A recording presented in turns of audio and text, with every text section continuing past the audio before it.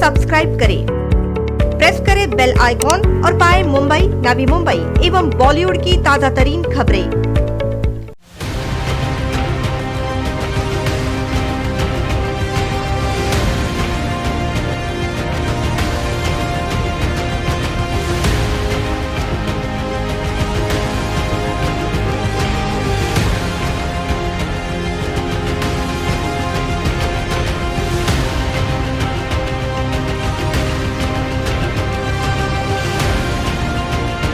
अभी monsoon shade की ज़रूरत पड़ेगी क्योंकि ये करीब मेरे ख्याल चलेगा 3 से 6 महीने। इस दरमियान गर्मी भी काफ़ी है, तो शेड होना बहुत ज़रूरी है एसाइज के बाहर। उसकी डिमांड की है, उन्होंने आयुक्त ने बोला है कि ये सब किया जाएगा। He was very happy to hear कि भाई ये सब हम लोग देख रहे हैं, ये सब होना बहुत ज़रूरी है।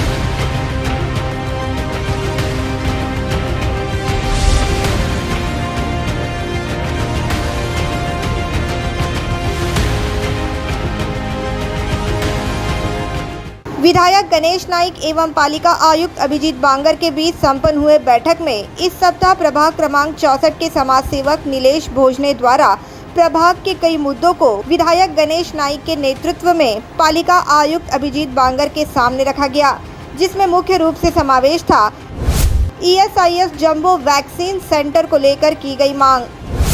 मॉनसून के मद्देनजर जंबो वैक्सीन सेंटर के बाहर शेड की व्यवस्था करना, जंबो वैक्सीन सेंटर में वैक्सीनेशन के लिए आने वाले लोगों के वेटिंग एरिया की सुविधा, फर्स्ट कम फर्स्ट सर्व के तर्ज पर टोकन सिस्टम की शुरुआत करना, सेंटर के बाहर सूचना देने के लिए डिस्प्ले बोर्ड की सुविधा, व्हील चेयर का इस्तेमाल करने वाले दिव्यांग लोगों के लिए रैंप की सुविधा, प्री मॉनसून वर्क को लेकर की गई मांग, गटर के टूटे हुए ढक्कन बदलना, गटर की ब्लीचिंग एवं क्लीनिंग करना, उद्यान, पदपथ एवं मुख्य सड़क के पेड़ों की शाखाएं छांटना, सेक्टर 7 वाशी के तालाब की सफाई करना, सेक्टर 8 के होल्डिंग पॉन्ड का डीस्लेटिंग वर्क करना।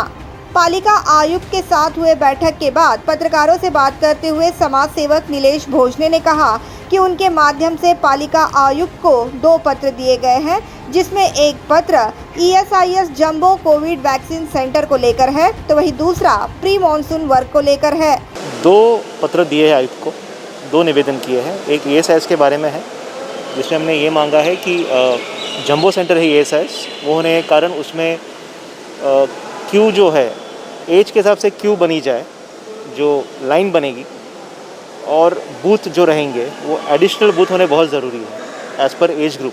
सीनियर सिटीजन्स के हो गए, डिस्प्ले होना ज़रूरी है कितने वैक्सीन अवेलेबल है कितने नहीं है, ताकि लोग टोकन सिस्टम करके अपना लेके चले जाए, आराम से वैक्सीनेशन हो जाए। आयुक्त साहब ने कहा है कि अभी 6 से 8 बूथ का काम चल रहा है, 6 to 8 बूथ्स। आने वाले समय में 16 बूथ की फैसिलिटी वहाँ पे करने के विचार में है। RT-PCR चालू करने वाले हैं, उसका काम चालू है ESIS में, देख के अभी हम लोग। तो एक 4-5 दिन से यही काम चल रहा है ESIS में। इसके वजह से वैक्सीनेशन भी बंद है, डोसेस भी नहीं अवेलेबल है। फिलहाल सिर्फ कोवैक्सीन सेकेंड डोज अवेलेबल है, कोविशील्ड आने को समय जाएगा 2 से 3 दिन।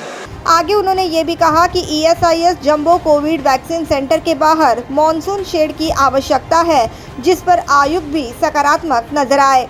18 से 45 ये जो एज ग्रुप है, इसकी संख्या करीब 5.5-6 लाख है हमारे यहाँ पे। तो उसको कैटर करने के लिए, वो संख्या को कैटर करने के लिए बहुत ज़रूरी है कि जितने ज़्यादा बूथ्स हो उतने लोगों को जल्दी वैक्सीनेट हो जाएंगे, ताकि बच्चे दे आर वेरी एंशियस कि भाई क्यों नहीं हो रहा है, जल्दी क्यों नहीं हो रहा है हमारा। उसी साथ में अभी मानसून शेड की ज़रूरत पड़ेगी क्योंकि ये करीब मेरे ख्याल चलेगा 3 से 6 महीने। इस दरमियान गर्मी भी काफ़ी है, तो शेड होना बहुत ज़रूरी है एसाइज के बाहर। उसकी डिमांड की है, उन्होंने आयुक्त ने बोला है कि ये सब किया जाएगा। He was very happy to hear कि भाई ये सब हम लोग देख रहे हैं, ये सब होना बहुत ज़रूरी है।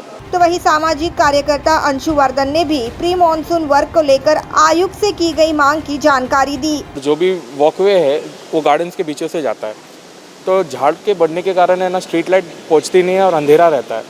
तो हमने आयुक्त साहब से यही डिमांड किया है कि नॉर्मली ट्रिमिंग होता है मेन रोड्स पे, लेकिन इस बार हम लोग ने ये खास उनसे ये किया, रिक्वेस्ट किया है कि अंदर गार्डन्स वगैरह के जो लाइट्स है, स्ट्रीट लाइट्स जहाँ जहाँ है वहाँ पे इस तरह ट्रिमिंग हो कि लाइट्स पूरी तरह से आए, और जो फुटपाथ है वो स्लिपरी होता है, तो उससे काफ़ी सारे लोग गिरते हैं। तो हम लोग ने उनसे निवेदन किया हर 15 दिन में कम से कम उसको ब्लीचिंग कराया जाए, और फुटपाथ का जो लीड्स वगैरह जो रहता है, गटर के लीड्स, लीड्स ना होने के कारण दुर्घटना हुआ है। काफ़ी लोग वाटर लॉगिंग हो जाता है तो दिखता नहीं है क्या है।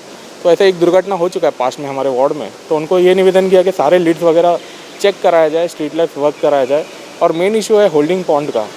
आदरणीय लोकनेता गणेश नायक साहब ने भी ये मुद्दा उठाया था कि सारे नाले, होल्डिंग पॉन्ड्स, तालाब, इसको क्लीन करने के लिए प्रोसेस फास्ट किया जाए।